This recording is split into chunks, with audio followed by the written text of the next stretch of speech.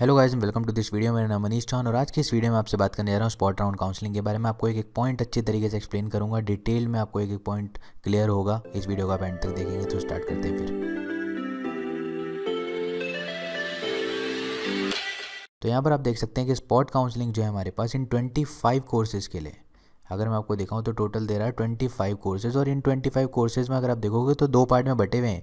या तो वो कोर्सेज जिनका नेशनल लेवल टेस्ट हुआ था, जैसे बीटेक का आपका जेईई मेन हो गया, नीट का आपका एमबीबीएस वालों के लिए हो गया, और बाकी जो एग्ज़ाम्स है वो सीईटी जो आईपी ने कंडक्ट करवाया था उनका है। तो दो पार्ट में बटा हुआ है। तो ये सारे के सारे पॉइंट्स जो हैं और इनका वन बाय वन सीक्वेंस में समझने से पहले मैं यहाँ पर बताता हूँ कि एलिजिबिलिटी क्या है। तो फटाफट से हम 6th नंबर के पेज पर चलते हैं और एलिजिबिलिटी डिस्कस कर लेते हैं ताकि आपको क्लियर हो जाए चीज़ें। तो फटाफट से एलिजिबिलिटी डिस्कस करते हैं। पहला पॉइंट यहाँ देखते हैं। पहला पॉइंट ये कह रहा है कि the all national level test based admission, मतलब अभी मैंने आपको बताया एनएलटी बोल देते हैं इसको शॉर्ट में। एनएलटी वाले जो बच्चे हैं जिन्होंने नेशनल लेवल टेस्ट दिया है, ठीक है ना, और उन्होंने अभी तक अपना कोई एप्लीकेशन फॉर्म सबमिट नहीं करा था और उन्होंने काउंसलिंग में भी पार्टिसिपेशन नहीं करा था, वो स्पॉट राउंड के लिए एलिजिबल है। तो देखो मैंने शॉर्ट में लिखता हूँ यहाँ पर, जो आईपी का रजिस्ट्रेशन फॉर्म है उसको मैं एफ से डिनोट करता हूँ और जो काउंसलिंग का रजिस्ट्रेशन फॉर्म है उसको हम सीआर से डिनोट करते हैं। तो जो आईपी का फॉर्म है रजिस्ट्रेशन वाला, उसकी फ़ीस थी 1200 रुपये और जो काउंसलिंग रजिस्ट्रेशन का फॉर्म है उसकी फ़ीस थी 1000 रुपये। और यहाँ पर अभी आपको पता लगेगा कि स्पॉट काउंसलिंग में जो पार्टिसिपेट करना चाहता है उसकी फ़ीस क्या होगी, 100 रुपये। तो ये प्रोसेस आपका चलता आ रहा है।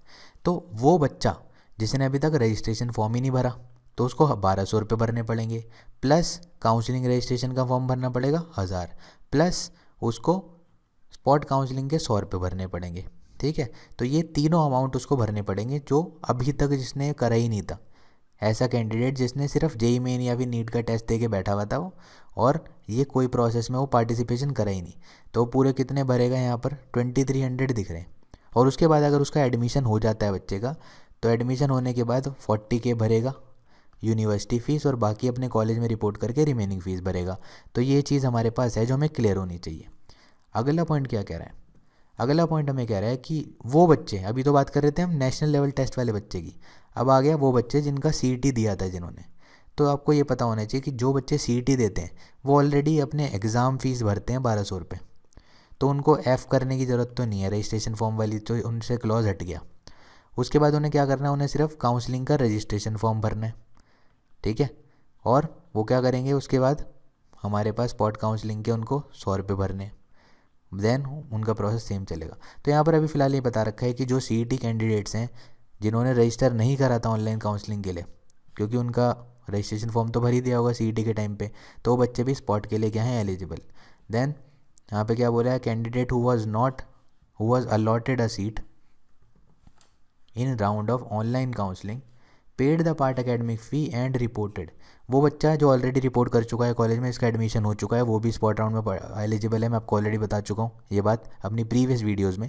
उसके बाद अ candidate who was allocated seat in online round of counselling paid the part academic fee but not reported. तो जो बच्चा अभी तक रिपोर्ट नहीं करा ना, जिस बच्चे ने, मतलब उसने सिर्फ क्या करा है, काउंसलिंग में पार्टिसिपेशन करा, 40K भी पे कर दिए, 40K पे कर दिए, लेकिन कॉलेज में रिपोर्ट करके अपना एडमिशन पक्का नहीं होने दिया उसने, वो स्पॉट में एलिजिबल है, स्पॉट राउंड में पार्टिसिपेट कर सकता है।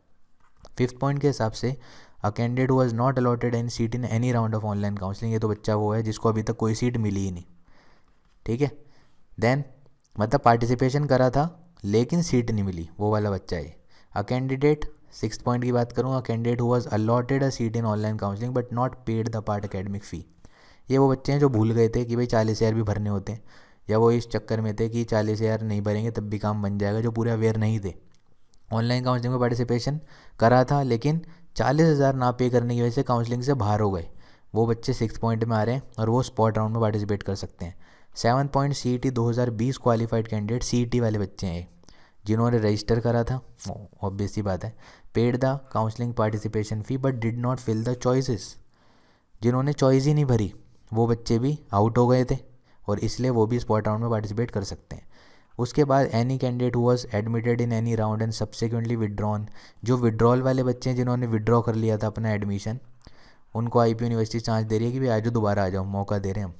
Who were allotted a seat, 9th point, paid the part academic fee and freeze the allotted seat. ये घुमा फिरा के वही पॉइंट है जो रिपोर्ट कर चुके हैं ना, ठीक है। फ्रीज कर दिया होगा तो ऑब्वियसली रिपोर्ट तो करने गए ही होगे ना। वो बच्चे आपके जो फ्रीज कर चुके हैं वो भी एलिजिबल हैं, और वो जो ऑल नॉन एडमिटेड कैंडिडेट हैं जिनका एडमिशन अभी तक नहीं हुआ, आईपी का प्रोसेस से अवेयर ही नहीं थे, वो आपके 10th में आ गए। तो ये सारी की सारी एलिजिबिलिटी के पॉइंट्स हमें पता होने चाहिए ताकि ये पता लग सके कि क्या हम आईपी के स्पॉट काउंसलिंग में एलिजिबल हैं या नहीं है। आप में से कईयों को डाउट आ रहा होगा कि स्पॉट काउंसलिंग में कैटेगरी वाइज कुछ होता है क्या। तो कैटेगरी का कोई चक्कर नहीं होता, स्पॉट काउंसलिंग में सबको इक्वली ट्रीट किया जाता है। वैकेंसी जो होती हैं कॉलेजेस में उसके बेसिस पे आपका एडमिशन होता है, ठीक है। तो ये स्पॉट काउंसलिंग की खास बात है। और इस बार स्पॉट काउंसलिंग ऑनलाइन हो रही है और यहाँ पर आपको चॉइसेस भरने का भी मौका मिल जाएगा। पिछले साल तक ऐसा नहीं हो रहा था, लेकिन अब यहाँ पर ऐसा हो रहा है। तो अब हम देखते हैं सीक्वेंस वाइज कि यहाँ पर क्या क्या बताया गया है।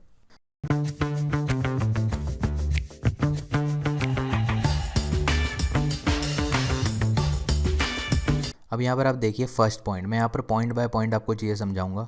फ्रेश रजिस्ट्रेशन, फ्रेश रजिस्ट्रेशन लिखा हुआ है मतलब फ्रेश ही है सब कुछ। फ्रेश वो बच्चे, ऑलरेडी डिस्कस कर चुका हूँ, वो बच्चे जिनका नेशनल लेवल टेस्ट था, जिन्होंने जेईई मेन या नीट दिया हुआ था, वो बच्चे, लेकिन उन्होंने आईपी का रजिस्ट्रेशन फॉर्म नहीं भरा था, उन्होंने काउंसलिंग रजिस्ट्रेशन फॉर्म नहीं भरा था, ना ही अब स्पॉट काउंसलिंग का तो फॉर्म भरना ही पड़ेगा उनको। तो जिन्होंने ये दोनों प्रोसेस नहीं करे, ठीक है ना, मतलब ये 1200 रुपये वाला फॉर्म नहीं भरा, काउंसलिंग रजिस्ट्रेशन का 1000 रुपये वाला फॉर्म नहीं भरा, तो अब वो स्पॉट काउंसलिंग में पार्टिसिपेशन अगर करना चाहता है तो उसको ये पहले 1200 वाला भी और ये काउंसलिंग रजिस्ट्रेशन का 1000 वाला भी, फिर स्पॉट काउंसलिंग की फ़ीस भी जो 100 रुपये है, और देन अगर एडमिशन उसका हो जाता है, उस बच्चे का एडमिशन अगर हो जाता है तो एडमिशन होने के बाद 40 के यूनिवर्सिटी फ़ी ये आपको पे करनी पड़ेगी। ये वो बच्चा है जिनने आईपी से अनअवेयर था टोटली, उसने पार्टिसिपेट ही नहीं करा अभी तक, लेकिन उसने टेस्ट दिया था जेईई मेन या नीट का। डेट देखो यहाँ पर, डेट दी हुई है 13 दिसंबर से लेके 15 दिसंबर तक का टाइम है। तो ये 13 दिसंबर और 15 दिसंबर का जो टाइम है, सिर्फ टाइम आपका ये रजिस्ट्रेशन करने का टाइम नहीं है। इस टाइम इंटरवल में आपको चॉइस भी फिल करनी है रजिस्ट्रेशन करने के बाद, तो चॉइस फिलिंग भी करनी है आपको यहाँ पर, ठीक है, जो आपको दिखेंगी। क्लियर। तो अब अगले पॉइंट पे आ जाते हैं। अगला पॉइंट आपका सिंपल है कि पहले अगले पॉइंट पे आ जाते हैं, ये हमारा अगला पॉइंट।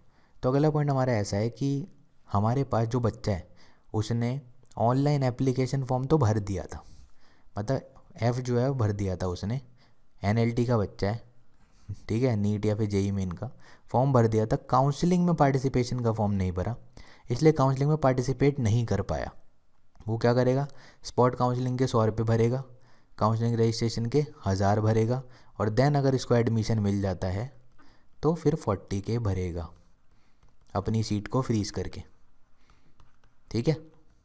और अगर उसको स्पॉट का कॉलेज भी पसंद नहीं आता तो विड्रॉल करेगा।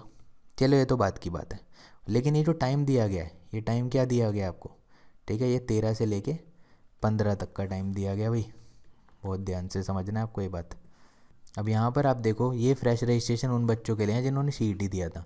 तो सीईटी अगर दिया था तो 1200 का तो चक्कर ही ख़त्म करो, ठीक है ना। वो सिर्फ क्या करेंगे, काउंसलिंग रजिस्ट्रेशन का 1000 रुपये वाला भरेंगे अगर उन्होंने काउंसलिंग में पार्टिसिपेशन नहीं करा था, जिन्होंने सीईटी दिया आईपी का लेकिन काउंसलिंग में पार्टिसिपेशन नहीं करा, और स्पॉट काउंसलिंग में पार्टिसिपेशन करना चाहते हैं तो 100 रुपये उसके देंगे, बाकी अपनी चॉइस भरेंगे। कॉलेज मिलता है तो अच्छी बात है, 40,000 भर देंगे कॉलेज मिलने के बाद, अदरवाइज़ नहीं भरेंगे। तो ये प्रोसेस है। टाइम वही है सबका ही, 13 से लेके 15। देन उसके बाद अगर मैं बात करूं तो यहाँ पर ये बोला गया है कि अब ये बच्चे वो हैं, ये बच्चे वो हैं जो ऑनलाइन काउंसलिंग में पार्टिसिपेशन करा था, इन बच्चों ने, उनका एडमिशन हो गया है, या फिर उनका एडमिशन नहीं हुआ है क्योंकि वो रिपोर्ट नहीं करा उन्होंने कॉलेज से, या फिर विदड्रॉ कर लिया। तो वो बच्चे, वो स्टूडेंट्स जिन्होंने 3 काम करे, या तो उन्होंने एडमिशन ले लिया, ठीक है, या फिर विदड्रॉ कर लिया, ठीक है ना, या फिर एडमिशन नहीं लिया, नॉट रिपोर्टेड में। नॉट रिपोर्टेड वाले वो होंगे बच्चे जिन्होंने 40 के पे कर दिए लेकिन कॉलेज में रिपोर्ट नहीं करा। विड्रॉ वाला तो वही है, वही 40 के पे करे थे, विड्रॉ कर लिया।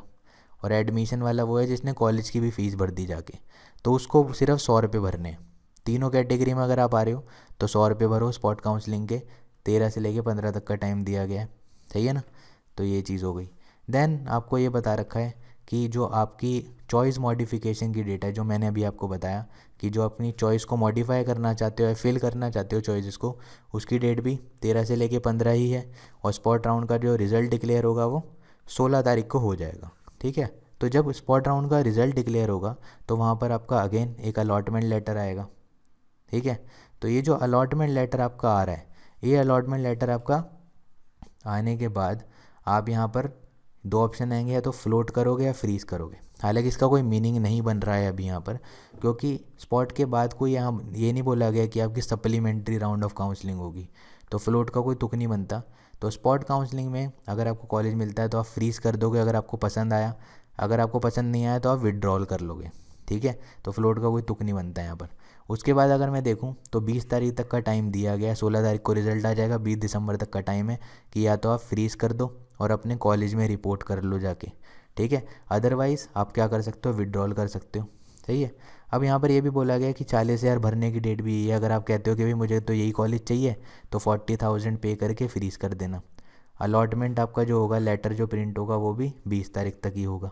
और विड्रॉल की जो डेट है यहाँ पर, विड्रॉल की डेट भी आपकी 20 दिसंबर तक दी हुई है। देन यहाँ पर बोला गया कि रिपोर्टिंग जो आपको करनी है कॉलेज में, रिपोर्टिंग करने के लिए आपको 21 तारीख से लेकर 24 तारीख तक का टाइम दिया गया है। बाकी आप रिमेनिंग फ़ीस जो होगी आपकी कॉलेज में भर दोगे। तो यहाँ पर एक इम्पॉर्टेंट पॉइंट है, अगर आप ऑलरेडी एडमिटेड हो, मतलब आपको कॉलेज मिल चुका है, आप रिपोर्ट कर चुके हो, रिपोर्टेड, अगर आप उस कैटेगरी में आ रहे हो कि कॉलेज मिल चुका है, आप सेफ़ हो, सिक्योर हो, तो जब आप स्पॉट राउंड में पार्टिसिपेशन करोगे और स्पॉट में आपको कोई कॉलेज मिल जाता है आपकी मनपसंद, क्योंकि आप रिपोर्टेड हो तो 40 के आप ऑलरेडी पे कर चुके हो, सब कुछ प्रोसेस से आप गो थ्रू कर चुके हो, तो आपने अभी सिर्फ स्पॉट राउंड के 100 रुपये भरे हैं और अब आपको कोई कॉलेज मिल गया है स्पॉट राउंड में। तो अगर आपको स्पॉट राउंड में कॉलेज मिला है तो आप क्या करोगे, 5,000 रुपीज़ आपको पे करने पड़ेंगे। ठीक है, ये स्पॉट राउंड की फ़ीस आपकी अब हो जाएगी और इसको हम अपग्रेडेशन फ़ीस बोल रहे हैं। ये उन बच्चों के लिए, सिर्फ उन बच्चों के लिए जो ऑलरेडी एडमिटेड हैं, कॉलेज में एडमिशन ले चुके हैं। तो ये 5,000 उन्हीं को भरने, ठीक है, जिनको दूसरा कॉलेज मिला है। एक सिक्योर तो हो ही गए थे, एक नया कॉलेज मिल गया। और बाकी जो फ़ीस आपने अपने कॉलेज में भरी थी, यूनिवर्सिटी की कंडीशन है कि उस कॉलेज को फ़ीस वापस करनी पड़ेगी, वो कॉलेज आपको पूरी फ़ीस वापस करेगा, आप दूसरे कॉलेज में जाके जमा कराओगे और आपकी सीट अपग्रेड हो जाएगी। तो यहाँ पर बस आपको 5,000 रुपीज़ एक्स्ट्रा इसलिए पे करने लगे क्योंकि आप एक चांस लेना चाह रहे थे, एक कॉलेज मिल चुका है, आप तो दूसरे कॉलेज में जाना चाह रहे थे। ठीक है, तो ये पॉइंट आपको क्लियर कराना था। मैं आपको एक एक चीज़ क्लियर करवाने की कोशिश कर रहा हूँ, एक एक पॉइंट, ताकि आप कंफ्यूज ना हो। लेकिन फिर भी अगर आपके दिमाग में कोई कन्फ्यूजन है तो इंटरमीडिएट गिग्स की एप्लीकेशन डाउनलोड करो, वहाँ काउंसलिंग बैच में ऐड हो जाओ, क्योंकि अब एकेडमिक सेशन स्टार्ट होने वाला है तो इंटरमीडिएट गिग्स हेल्प आपकी करेगा ही करेगा। उसके बाद आप इंस्टाग्राम के पेज पे भी फॉलो कर सकते हो और वहाँ भी क्वेश्चन पूछ सकते हो, अपने कमेंट सेक्शन तो खुला है ही आप। ठीक है, तो ये चीज़ हो गई। उसके बाद अगर आप इन टर्म्स एंड कंडीशन को देखोगे तो वही चीज़ घुमा के जो मैंने अभी आपको बता रखी है वही सब दी हुई हैं। यहाँ बोल रखा है कि ये बच्चा अवेयर होना चाहिए, बस ये अंडरटेक लिखा है ना, अंडरटेक का मतलब ये बच्चा अवेयर होना चाहिए। वो बच्चा जिसने आईपी का registration form, online application form भर रखा है, 1,200 रुपये भी फ़ीस दे रखी है, तो उसको ये चीज़ पता होनी चाहिए कि मुझे 1,000 रुपये देने काउंसलिंग रजिस्ट्रेशन फॉर्म और मुझे 100 रुपये देने हैं फॉर स्पॉट राउंड। तो ये वही बात है कि बच्चे जो मैंने अभी आपको अवेयर करवाए ना, इस चीज़ की आप अंडरटेकिंग दे रहे हो। इसका मतलब टर्म्स एंड कंडीशन का मतलब ये है। ठीक है, इसका मतलब ये मत समझ लेना कि भाई आपको कहीं एफिडेविट वगैरह बनवाना है। मैं सिर्फ इसका मतलब समझा रहा हूँ आपको इस पॉइंट का, कि आप अवेयर हो इस चीज़ से कि भाई ये जो मैंने आपको बताया है कि 40,000 आपको कब भरने हैं, 100 रुपये आपको क्यों भरने हैं, कब भरने हैं, तो इस चीज़ से आप अवेयर हो। बस यही इनकी टर्म्स एंड कंडीशन है और कुछ नहीं है इसका मीनिंग। ठीक है, तो ये वही मैंने आपको बता रखा है ऑलरेडी, वो सब लिखा हुआ है, क्लियर है। ठीक है, अब आगे बढ़ते हैं। वो जो 5,000 वाला मैंने आपको बताया था वो यहाँ मिल जाएगा आपको। ये रहा ये पॉइंट, यहाँ बता रखा है कि those who were in online counselling system, और जिनको सीट अलोकेट हो गई थी और वो रिपोर्ट भी कर चुके हैं तो उनको एक एडिशनल अमाउंट 5,000 रुपये भरना पड़ेगा। इसको हम अपग्रेडेशन फ़ी चेंज बोल रहे हैं। और एक बच्चा को ये चीज़ समझनी पड़ेगी कि ये अपग्रेडेशन फ़ीस क्यों भर रहा है, क्यों है, और ये भी पता है कि पुराने कॉलेज से फ़ीस क्या होनी चाहिए, रिफ़ंड हो जाएगी। ये यूनिवर्सिटी का क्या है, प्रोसीजर है। उसके अलावा न्यू सीट अलोकेट हुई है, वहाँ पर आप जाओ और ऐसा मत करना कि भाई स्पॉट राउंड में आपको एक सीट मिल गई, एक कॉलेज मिल गया, तो जो स्पॉट राउंड में कॉलेज मिला है उसको फ्रीज़ कर दिया आपने, तो वही पक्का है आपका। ठीक है। ऐसा मत कर, ये ऐसा नहीं कर सकते अब कि भाई स्पॉट राउंड में जो मिला है वो तो नहीं चाहिए, मेरे को पुराना वाला दे दो। ये मजाक नहीं हो रहा, काउंसलिंग हो रही है यहाँ पर। सही है, तो ये चीज़ आपको पता लग गई। बाकी अगला पॉइंट आपको बता ही रखा है कि जिन्होंने रजिस्टर कर रखा था लेकिन अभी तक एक भी कॉलेज नहीं मिला है उनको, बच्चों को, तो उनको सिर्फ स्पॉट राउंड के 100 रुपये भरने हैं, कॉलेज मिल जाता है, तो वो 40,000 पे करने हैं। बाकी सारे प्रोसेस सिंपल हैं। उसके बाद जो आता है आपका, वो ये आता है कि जब आपको कॉलेज मिल जाएगा स्पॉट राउंड के बाद, तो आपको रिपोर्टिंग करनी है। रिपोर्टिंग के लिए कौन कौन सी डॉक्यूमेंट्स आपको चाहिए होंगी उसके बारे में बता रखा है, ये डिटेल में मैंने एक्सप्लेन कर रखा है आपको। तो ये आप जाके देख सकते हैं, आई बटन पे क्लिक कीजिए तो आपको सारे प्रॉपर वीडियो मिल जाएगी, उसकी एक एक चीज़ आपको क्लियर हो जाएगी। डॉक्यूमेंट्स की लिस्ट मिल जाएगी और आपको फॉर्मेट भी मिल जाएंगे, कहाँ से लेने हैं फॉर्मेट ये भी मैंने आपको बता रखा है। ठीक है, तो सब चीज़ें क्लियर हो जाएंगी, कोई प्रॉब्लम नहीं होगी, काउंसलिंग प्रोसेस स्मूथ हो जाएगा, एडमिशन भी स्मूथ हो जाएगा, ताकि हम आगे प्रोसीड कर सकें। तो जल्दी से जल्दी आप इस चीज़ को क्लियर कर लीजिए। अगर आपको वीडियो पसंद आई है तो इसको लाइक करना मत भूलना, उसके बाद अपने दोस्तों के साथ शेयर करना है इसको, क्योंकि बहुत सारे ऐसे बच्चे होंगे जो स्पॉट राउंड में पार्टिसिपेशन करना चाहते हैं लेकिन उनको अवेयर नहीं है, वो उनको ये नहीं पता कि क्या मैं एलिजिबल हूँ या नहीं हूँ। तो उनके साथ ये शेयर करो, बहुत इंपॉर्टेंट है। इंटरमीडिएट की ऐप डाउनलोड करो, इंस्टाग्राम पे फॉलो करो। तो आज की वीडियो के लिए इतना रखते हैं, हमने नेक्स्ट वीडियो मिलेंगे।